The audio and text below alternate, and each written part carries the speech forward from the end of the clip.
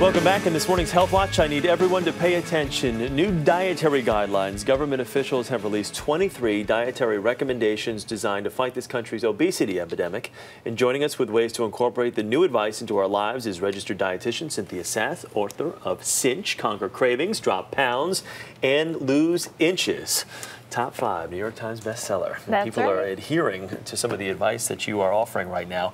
We look at this bread. Yeah, a little scary. And this is not even 1 year's worth. That's right. Grains. In refined grains, we eat 10 times this much a year.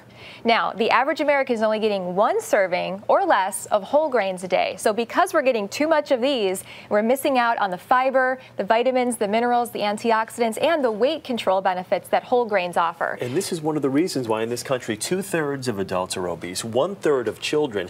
All these refined 10 times. 10 times this in a year. So the government now recommending, and everyone's really recommending, more whole grains. 7-grain breads, those types of things. That's one of the top recommendations. Swap out that white bread for whole grain. Even popcorn instead of those pretzels counts as a whole grain serving. Let's talk about some other foods that you'd have during the course of the day. Everybody likes a little cereal with some fruit, but you really kind of have to watch how you balance the cereal and the fruit and other items as well. That's right. If you added up all the fruit and veggie servings that one person should have had in their lifetime but didn't, it would fill up an entire football field, Chris. And with Super Bowl right around the corner, that's a pretty powerful analogy. So you want to have on average about half a tennis ball or baseball worth of grains and 1 to 2 tennis balls or baseballs of fruits and veggies every time you eat. Okay, and this I could not believe, saturated fats. Yes. This is 1 month's worth? This is just a month's worth of what we take in. 1 month of saturated fat in the average American diet. That's what we're getting, and unfortunately, this type of fat ups the risk of heart disease because it tends to boost up the bad cholesterol, lower the good cholesterol.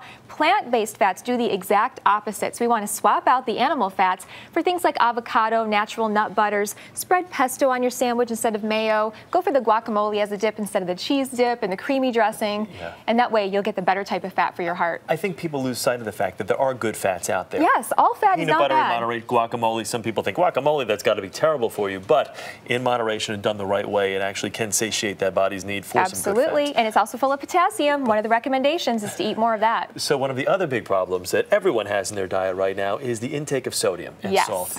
And this, please explain to the folks at home exactly what this represents. This giant bowl is filled with 13 cups of salt, and this is the amount of sodium we take in on average in this country every year. Now, the new recommendations say that we should be having a level teaspoon a day of all sodium in all of our foods, including foods that we buy and foods that we make at home. And if you're over 50 or you have high risk of high blood pressure, half a teaspoon a day. So I say, get rid of the salt shaker and use natural seasonings instead. This is actually the stir-fry recipe from my new book. It's just Japanese rice vinegar, a little bit of fresh grated ginger, some crushed red pepper, and a dash of citrus juice. And you can saute veggies in that, get all the flavor without the sodium. And finally, this kind of wraps it up in summation. This is the type of meal that you should be sitting down to. Absolutely. About a deck of cards worth of lean protein. We've got some toasted nuts on top for some healthy plant-based fat, whole grain, brown rice, and lots of veggies. Putting it all together. That is the key. Cynthia Sass, thank you very much. Thank you.